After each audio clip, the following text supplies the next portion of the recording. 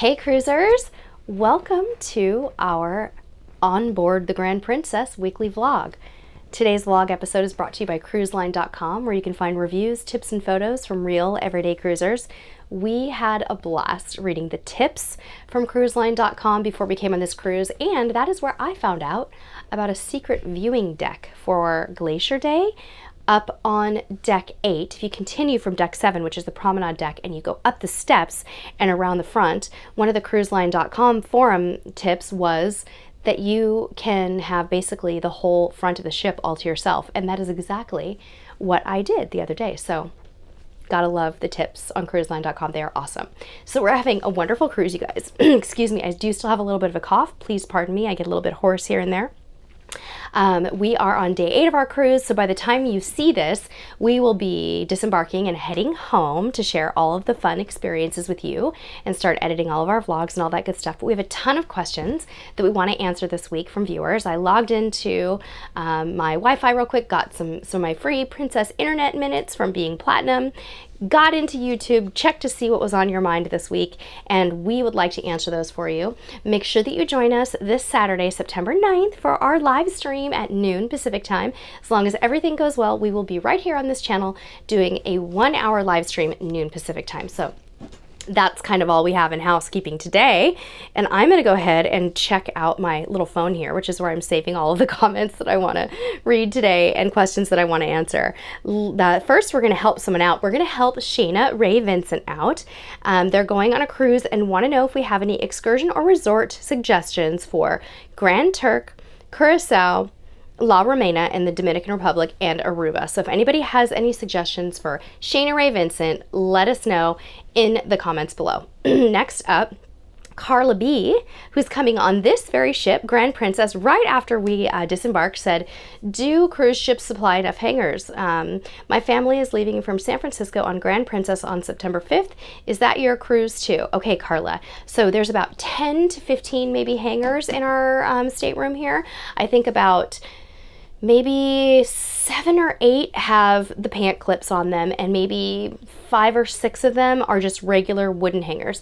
They're very high quality, so they're not the type that clip into the hanging rack. They actually are normal hangers. They're beautiful, high quality wood. I'm sure that you could ask for more. We actually had to use more, but I brought some hangers with me, and we just kind of doubled things up. So I'd say 10 to 15 would be a good safe bet. Evelyn Ceballos has a question about our pop-up hamper that she knows that we take on a cruise. Evelyn said, do you put your pop-up hamper as it is back in the suitcase, or do you transfer all the dirty clothes into a plastic bag or duffel bag? So Evelyn, no, we don't put the hamper into our suitcase. We take everything out of the hamper, fold it, put all the dirties in kind of a dirty packing cube, and then we fold the pop-up hamper back up, put it in our suitcase, and bring the dirties home separate from the cleans so that we don't have to wash everything. Hope that answers your question. Cynthia says, I'm traveling in September on the Breeze, but it's coming out of Galveston, and because of the rain and the flooding, what should I be worrying about? What should I bring to Carnival's attention?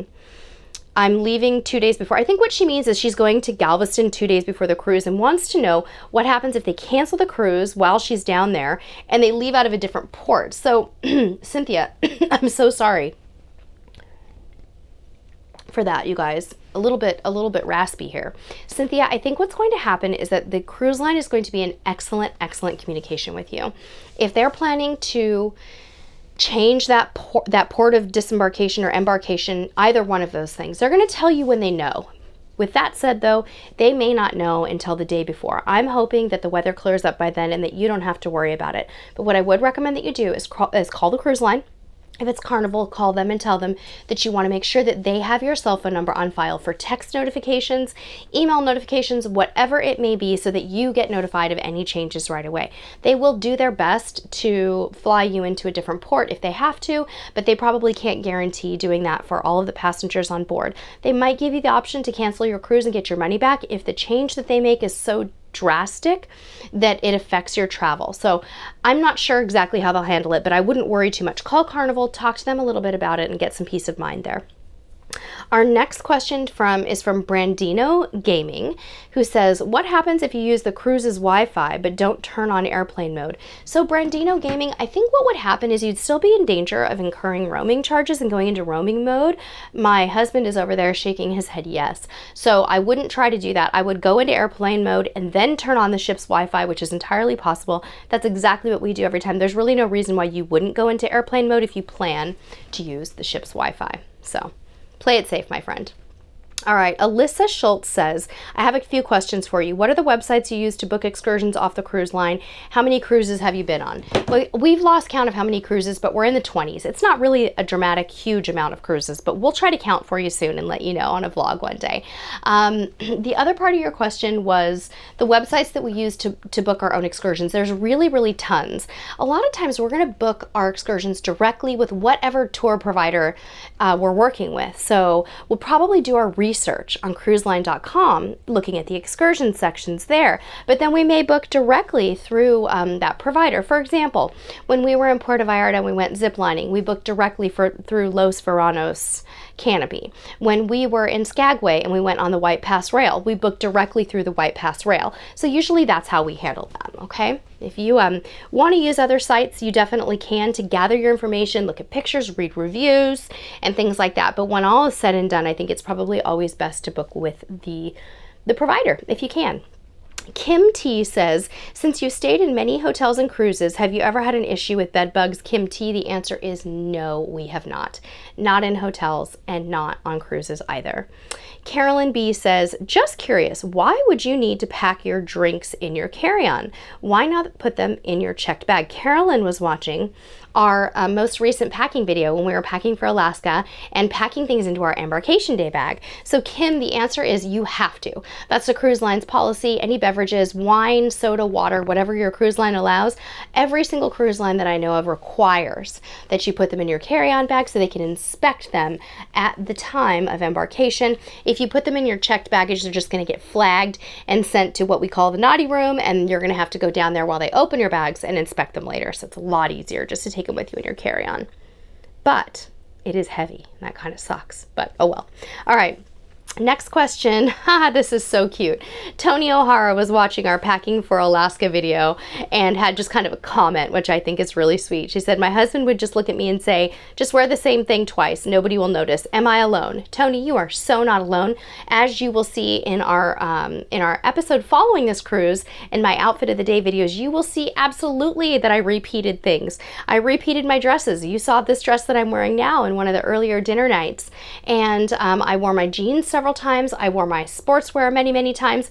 Of course, we do laundry and wash things in between, but you can absolutely rewear things, and I highly recommend you do, especially clothes that you wear to dinner, right? If you're dressing for dinner right before you go to dinner, you're not in your clothes for very long. They don't get dirty, so definitely rewear them. All right. I love this. Julianne Hall says, I love your packing vlogs, but seriously, I think your son needs more shoes. Again, she's referring to what I was packing for my son for Alaska in our last packing video. I could never keep my son out of puddles. Puddles, puddles, puddles. 2, sometimes 3 pairs of sneakers a day, and we all know Alaska can be very wet. How do you manage? Have an awesome cruise. Well, Julianne, you must be reading my mind, because guess who decided at Mendenhall Glacier that he was going to jump in puddles in the morning when we had a full day of excursions ahead of us. Yes, my little boy. And he was wearing sneakers that were like really well ventilated, which is great, but not great for the rain. So I totally blew it.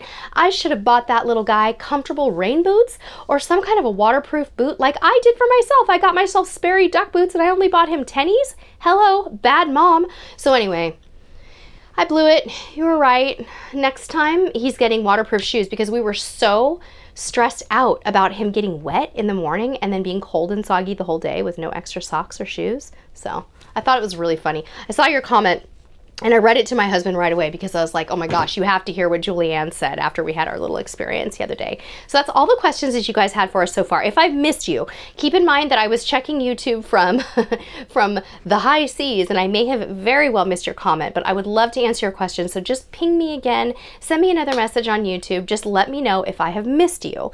Thank you guys so much for tuning in. We have so much awesome content from this cruise. We have daily vlogs. We have my outfit of the day series. We have on our Cruise Gear channel an episode that we're putting out called Get Ready With Me, where I do my hair and makeup. So make sure you're subscribed on our Cruise Gear channel. And be sure to join us in our live stream this Saturday the 9th at noon Pacific time. Thank you all so much for watching our little onboard vlog today from Grand Princess from our cozy little inside cabin. And until next time, we'll see you on the high seas. Bye. Cruiser of the week!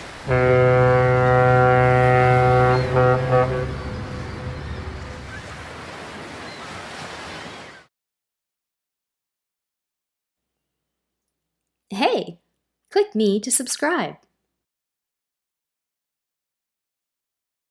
Is this all right for formal night? Yeah? Will I get kicked out of the dining room? No.